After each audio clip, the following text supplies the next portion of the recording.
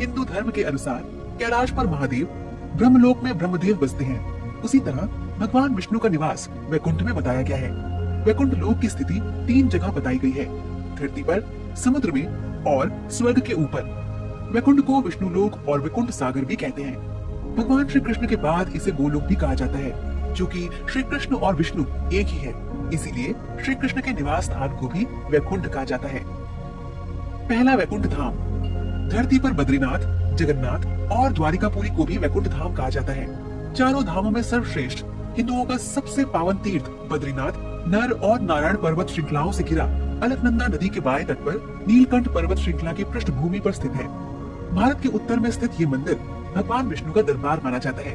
बद्रीनाथ धाम में सनातन धर्म के सर्वश्रेष्ठ आराध्य देव श्री बद्री नारायण भगवान के 5 स्वरूपों की पूजा अर्चना होती है। विष्णु के इन 5 रूपों को पंच बद्री के नाम से जाना जाता है। श्री विशाल बद्री, श्री योग ध्यान बद्री, श्री भविष्य बद्री, श्री वृद्ध बद्री और श्री आदि बद्री। बद्रीनाथ के अलावा द्वारिका और जगन्नाथपुरी को भी वैकुंठ धाम कहा जाता है। कहते हैं कि सतयुग में बद्रीनाथ धाम की स्थापना नारायण ने की थी। त्रेता युग में रामेश्वरम की स्थापना स्वयं भगवान श्री राम ने की थी। द्वापर युग में द्वारिका धाम की स्थापना योगेश्वर श्री कृष्ण ने की और कलयुग में जगन्नाथ धाम को ही वैकुंठ कहा जाता है। पुराणों में धरती के वैकुंठ के नाम से अंकित जगन्नाथपुरी का मंदिर समस्त दुनिया में प्रसिद्ध है। ब्रह्म और स्कंद पुराण के अनुसार पुरी में भगवान विष्णु ने पुरुषोत्तम नील माधव के रूप में अवतार लिया था। दूसरा वैकुंठ धाम। दूसरे वैकुंठ की स्थिति धरती के बाहर बताई गई है। इसे ब्रह्मांड से बाहर और तीनों लोगों से ऊपर बताया गया है। ये धाम दिखाई देने वाली प्रकृति से 3 गुना बड़ा है। इसकी देखरेख के लिए भगवान के 96 करोड़ पार्षद तैनात है। हमारी प्रकृति से मुक्त होने वाली हर जीवात्मा इसी परम धाम में शंख, चक्र, गदा और पद्म के साथ प्रविष्ट होती है। वहाँ से वह जीवात्मा फिर कभी भी वापस नहीं होती। यहाँ श्री विष्णु अपनी 4 पटरानियों श्रीदेवी, भूदेवी, नीला और माँ लक्ष्मी के साथ निवास करते हैं। इसी वैकुंठ के बारे में कहा जाता है कि मरने के बाद विष्णु भक्त पुण्य आत्मा यहाँ पहुँच जाती है। पुराणों के अनुसार इस वैकुंठ की स्थिति हमारे ब्रह्मांड के परे है। जीवात्मा जब उस वैकुंठ की यात्रा करती है तो उसको विदा देने के लिए मार्ग में समय के देवता, प्रहर के देवता, दिवस के देवता, रात्रि के देवता, दिन के देवता, ग्रहों के देवता, नक्षत्रों के देवता, माह के देवता, मौसम के देवता, पक्ष के देवता, उत्तरायण के देवता, दक्षिणायन के देवता, सभी तलों अतल, सुतर, पाताल आदि के देवता, सभी 33 कोटि के देवता पहले उसे पुनः किसी योनि में धकेलने का प्रयास करते हैं या वैकुंठ जाने देने से रोकते हैं। लेकिन जो जीवात्मा प्रभु श्री विष्णु की शरणागति होता है उसको ये सभी एक पाद विभूति के अंतिम सीमा तक जाते हैं और त्रिपाद विभूति के बाहर प्रवाहित होने वाली वीरजा नदी के तट पर छोड़ देते हैं। इसी एक पाद विभूति में हमारा संपूर्ण ब्रह्मांड और सारे लोग अवस्थित हैं। इस एक पाद विभूति की सीमा के बाद शुरू होता है वैकुंठ धाम। पौराणिक मान्यता है कि इसी वैकुंठ धाम और एक पाद विभूति के मध्य विरजा नामक एक नदी बहती है। इस नदी से ही त्रिपाद विभूति शुरू होती है जो वैकुंठ लोक है।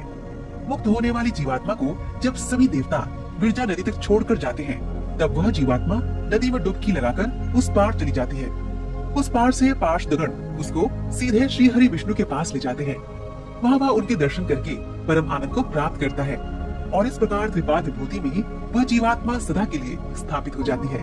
पुराणों में इस वैकुंठ धाम का बड़ा ही रोचक चित्रण किया गया है। हे अर्जुन, अव्यक्त अक्षर इस नाम से कहा गया है। उसी अक्षर नामक अव्यक्त भाव को परम गति कहते हैं तथा जिस सनातन अव्यक्त भाव को प्राप्त होकर मनुष्य वापस नहीं आते वह मेरा परम धाम है। तीसरा वैकुंठ धाम। भगवान श्री कृष्ण ने द्वारिका के बाद एक और नगर बसाया था जिसे वैकुंठ कहा जाता था। कुछ इतिहासकारों के मुताबिक अरावली की पहाड़ी श्रृंखला पर कहीं वैकुंठ धाम बसाया गया था जहाँ इंसान नहीं सिर्फ साधक ही रहते थे। भारत की भौगोलिक संरचना में अरावली प्राचीनतम पर्वत है। भूशास्त्र के अनुसार भारत का सबसे प्राचीन पर्वत अरावली का पर्वत है। माना जाता है कि यहीं पर श्री कृष्ण ने वैकुंठ नगरी बसाई थी।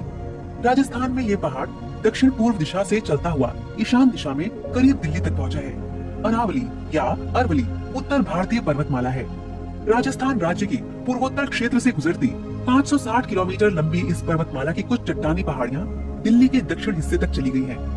अगर गुजरात के किनारे अर्बुद या माउंट आबू का पहाड़ उसका एक सिरा है तो दिल्ली के आसपास की छोटी छोटी पहाड़ियां धीरज, दर्रिज दूसरा सिरा है।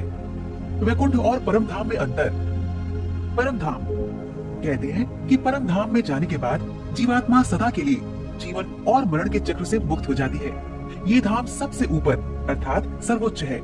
यहाँ निरंतर अक्षय सुख की अनुभूति होती रहती है। ये धाम स्वयं प्रकाशित है। यहाँ ना सुख है और ना दुख, यहाँ तो बस परम आनंद ही है। वैकुंठ धाम। मान्यता है कि इस धाम में जीवात्मा कुछ साल के लिए आनंद और सुख को प्राप्त करती है, लेकिन सुख भोगने के बाद उसे पुनः मृत्यु लोक में आना होता है। इस स्थान को स्वर्ग से ऊपर बताया गया है। वैकुंठ के ऊपर कैलाश पर्वत है। वैकुंठ को सूर्य और चंद्र प्रकाशित करते हैं। यहाँ गौर करें तो ये विष्णु का बद्रीनाथ धाम हो सकता है। हिंदू धर्म के अनुसार भगवान श्री विष्णु के धाम को वैकुंठ धाम कहा जाता है।